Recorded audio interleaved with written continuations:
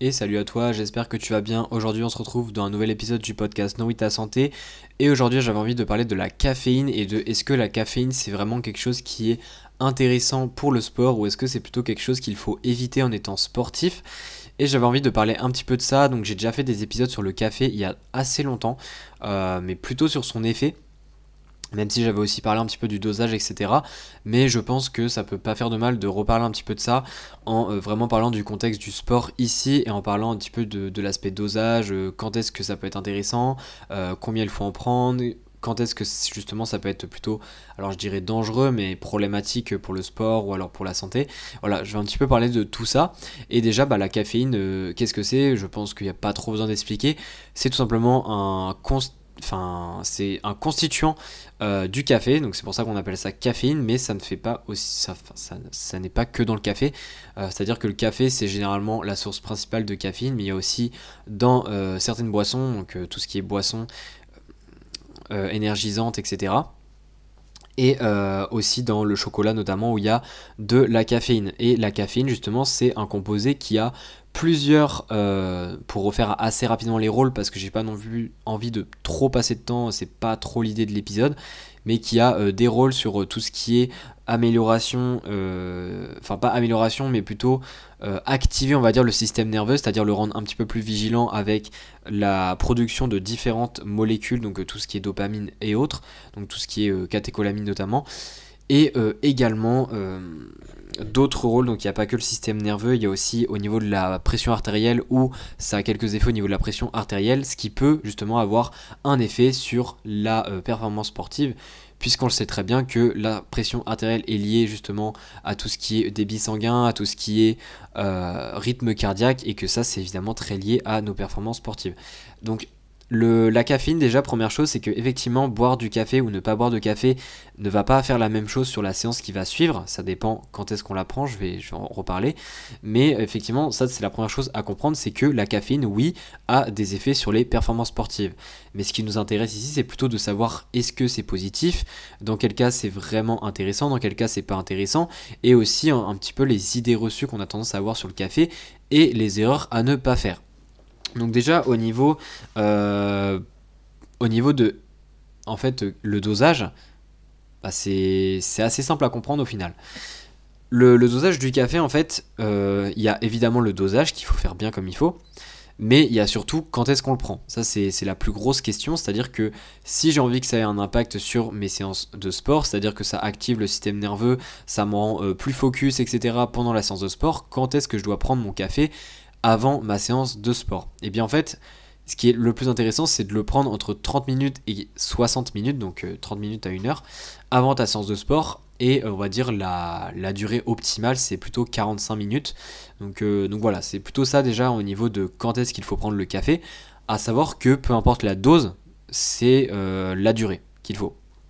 C'est-à-dire que peu importe si tu prends une grande tasse de café, une petite tasse de café ou carrément de la caféine en supplémentation, c'est la durée généralement qu'on recommande pour prendre la caféine pour que ça ait un effet on va dire optimal durant la séance de sport. Deuxième chose, c'est le dosage. Alors le dosage évidemment ça dépend déjà de est-ce que tu le prends sous forme de café ou est-ce que tu le prends sous forme de supplément ou peut-être même sous forme de boisson énergisante parce que ça n'a pas du tout les mêmes concentrations. Au niveau du café, selon la tasse que tu prends, ça peut amener que 50 mg. Les boissons énergisantes, selon la canette, etc. que tu bois, ça peut en apporter 200. Ça dépend de la boisson. Et au niveau du supplément, évidemment, ça peut aller beaucoup plus haut.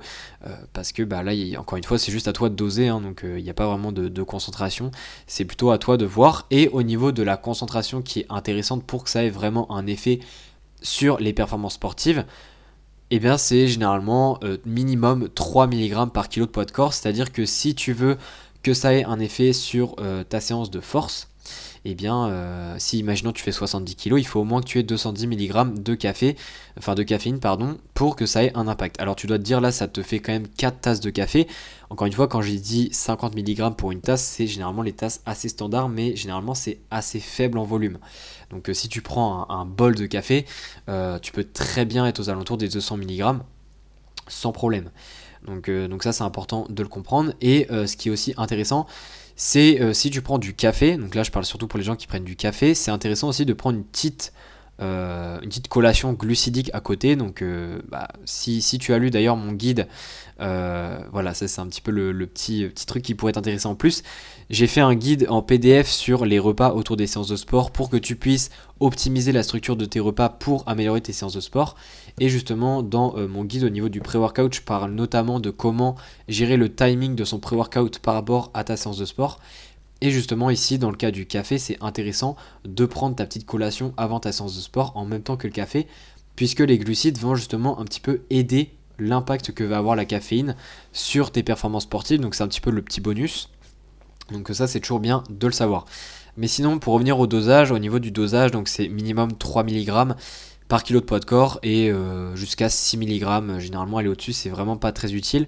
Donc si tu fais 70 kg, ça fait entre 210 mg et entre 420 mg de caféine que tu prends avant. Donc voilà un petit peu pour ce qui est du dosage. Tu as juste à faire le calcul et au moins tu as déjà une idée un petit peu de combien est-ce que tu dois prendre pour que ce soit largement suffisant. Donc voilà un petit peu ça, et j'avais envie de finir, parce que j'ai pas envie que l'épisode soit très long, l'idée c'est que ça soit pratique et que ça aille droit au but, mais j'avais envie de finir sur le fait que faut pas prendre en fait du café tout le temps pendant ces séances de sport. Déjà il y a l'aspect de tolérance, mais il y a aussi cette idée de prendre du café parce que ça donne de l'énergie, et du coup on se dit plus besoin de faire attention au reste, c'est-à-dire sommeil, bien manger, etc. Puisque mon café va me donner l'énergie avant ma séance de sport.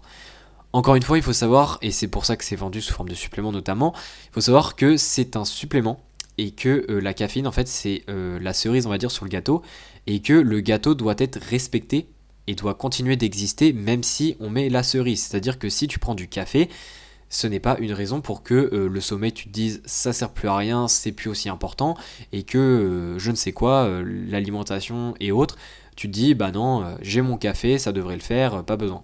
Parce que si tu prends l'habitude à chaque fois de compter que sur ton café avant ta séance de sport, eh bien tu verras que ça ne suffira pas, et soit tes performances vont diminuer, donc ça d'ailleurs il y a de très grandes chances que ça arrive, mais le problème c'est que si tu réagis en te disant je vais encore prendre encore plus de café, tu risques juste d'arriver à des cas où là tu vas carrément te déshydrater, que le café va avoir d'autres impacts, enfin que la caféine va avoir d'autres impacts qui ne sont pas intéressants cette fois-ci, et que en plus de ça tu vas développer, on va dire, une tolérance à la caféine, c'est-à-dire que ton corps va s'habituer à de grandes doses de caféine et qu'il sera de moins en moins sensible à ses effets, et donc que la caféine va de moins en moins t'aider à avoir de bonnes performances. Donc au final, tu seras perdant dans tous les cas, et c'est pour ça qu'il faut garder en tête que ça reste qu'un supplément, et que moi, généralement, ce que je conseille aux gens, c'est de prendre de la caféine pour leurs grosses séances, et que pour les plus petites séances, si, entre guillemets, c'est vraiment pas leur dada de prendre du café tout le temps, que c'est vraiment pas la routine, ils peuvent très bien s'en passer, et comme ça, au moins, ça évite un peu cette idée de juste compter sur le café pour s'entraîner. Donc voilà un petit peu pour cet épisode. Si il t'a plu, n'hésite pas à laisser un commentaire. Et encore une fois, il y a le PDF sur les repas autour de tes séances qui est disponible gratuitement dans la description du podcast. Donc si ça t'intéresse, n'hésite pas à aller voir. Et sinon, on se dit à la prochaine. Allez, ciao.